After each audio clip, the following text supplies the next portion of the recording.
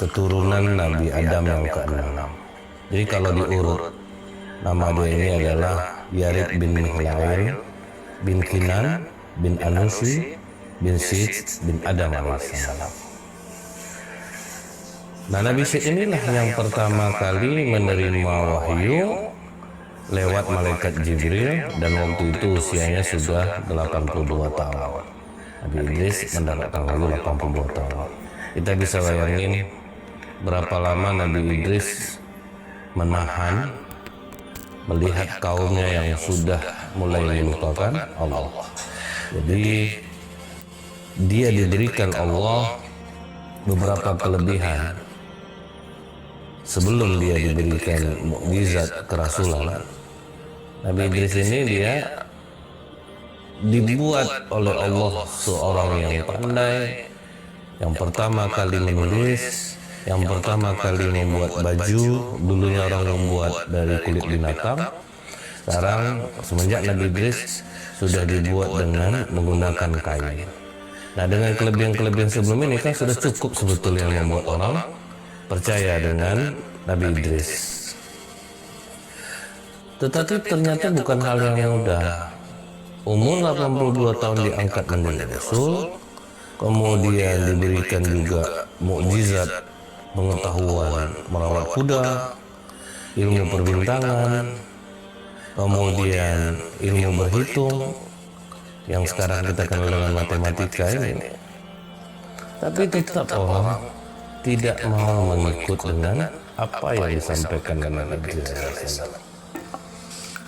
Sebetulnya nama Nabi Idris ini adalah Hanuk.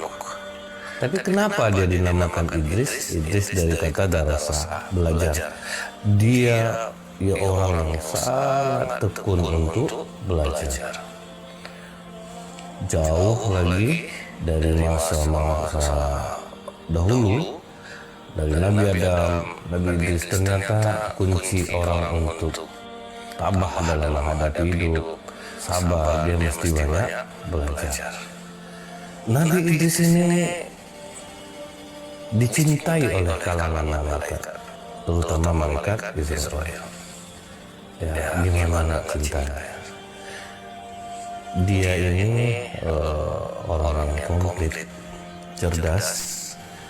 Kemudian pada masanya dia juga membangun kota sampai 188 kota yang dibangun oleh Nabi. Jadi modern ya.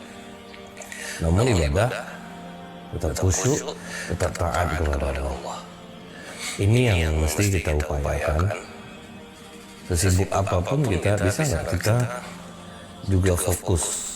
Kalau kita sholat tepat waktunya, tidak menunda-nunda, bisa laki-laki melakukannya secara berjamaah. Ini baru dicintai oleh malaikat. Cuma kadang kita berat ke dunia lupa akhirat. Terlalu berat betul ke akhirat, lupa pula kepada dunia ya. Dia kombinasinya harus seimbang. Malaikat yang mencintai Nabi Idris salah satunya adalah malaikat Israel. Nabi Idris dengan malaikat Israel ini bersahabatnya sudah sangat lama.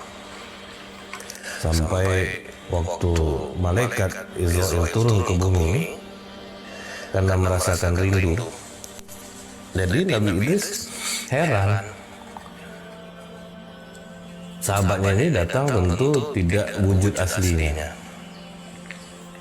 Begitu datang dalam bentuk sosok pria, kemudian banyak juga datang membawa buah-buahan.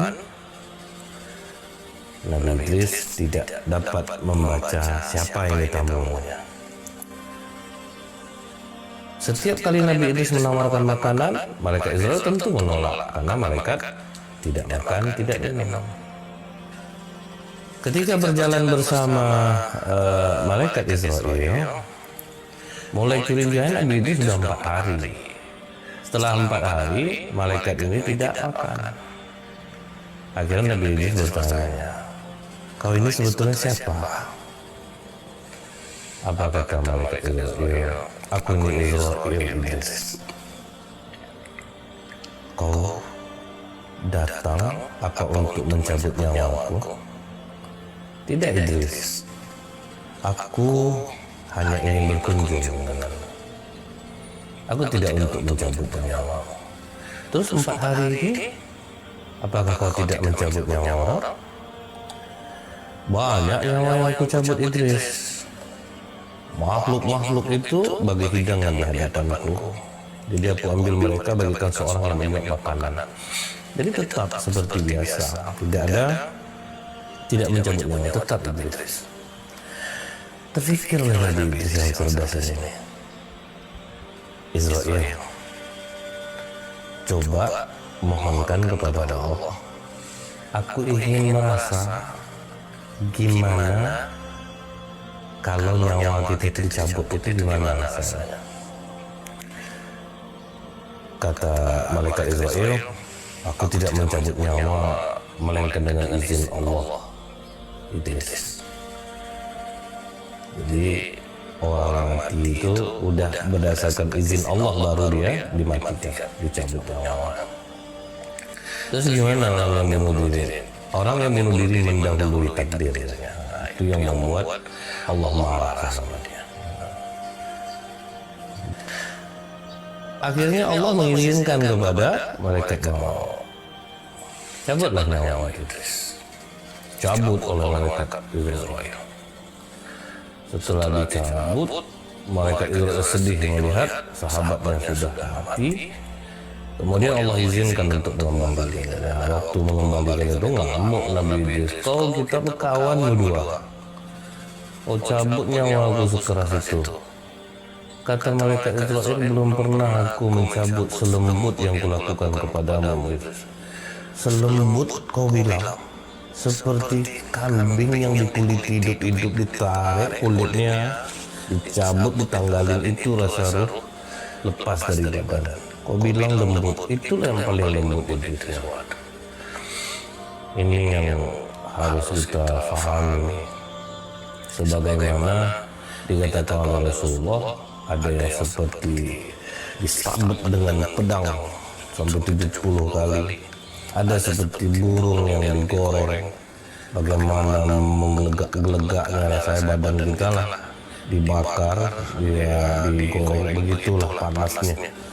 Ruh mau keluar dari tubuh.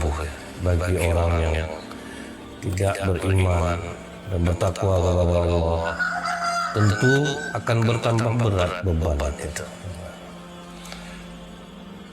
Tapi ada kabar gembira dari Rasulullah. Belum dicabut ruh seorang mukmin sebelum dia melihat tempat tinggalnya di surga. Maksudnya apa? Sakitnya itu hilang karena terlena memandang keindahan surga. Jadi karena terlena hilang rasa sakit itu. Itu kabar gembira dari Rasulullah. Kemudian merasakan sakitnya kematian ini, itu yang membuat Nabi Idris semakin kuat untuk supaya umatnya tidak merasakan hal ini. Dia ingin umatnya dekat kepada Allah karena dia sudah merasakan sakitnya sakratul maut. Setelah itu Nabi Idris di beberapa waktu setelahnya ya sudah berdakwah kemana-mana. Apa kata Nabi Idris? Wahai Israel, bisakah engkau membawaku melihat surga atau neraka? Kata malaikat Israel, aduh, ini susah permintaan ini karena itu bukan ranah aku sebetulnya. Mengapa kau minta itu? Kata Nabi Idris, aku takut dengan azab Allah. Mudah-mudahan makin tebal imanku dengan melihat surga atau neraka. Kemudian malaikat Israel meminta izin kepada Allah. Minta restu, akhirnya diizinkan oleh Allah. Dibawa ke langit, diperlihatkan oleh malaikat Israel neraka. Begitu melihat neraka, lihat penjaga neraka, malaikat Malik yang sangat menakutkan, menyeret, menyiksa manusia-manusia durhaka kepada Allah semasa hidupnya. Nabi Idris tidak sanggup lihat rantai-rantai neraka, ular-ular neraka, kalajengking neraka. Nabi Idris pingsan. Setelah sadar, waduh, ngeri Israel, ngeri. Cepat aja aku ke surga. Aku ingin melihat surga, mudah-mudahan tentram jiwaku nih. Karena tusuk betul loh neraka. Dibawalah ke surga. Sampai di surga nyaris pingsan lagi. Loh, kenapa pingsan lagi? Lupa ya? Terkesima pula melihat keindahan surga. Apa keindahan surga itu tidak pernah dilihat mata, tidak pernah didengar oleh telinga, dan tidak pernah terangan-angan. Saking indahnya itu udah di luar ekspektasi kita lah. Gimana keindahan surga.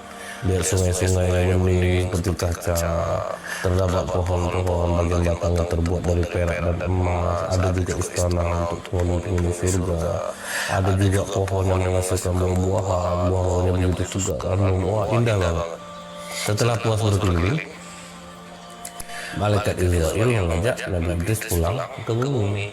Nah, kalau kita lihat dalam kitab Qasas Al-Anbiya, yang kita sering mendengar cerita tuh, Nabi malaikat Idris tidak mau lagi keluar dari surga. Sebenarnya Nabi Idris memang ditakdirkan meninggal di langit yang keempat.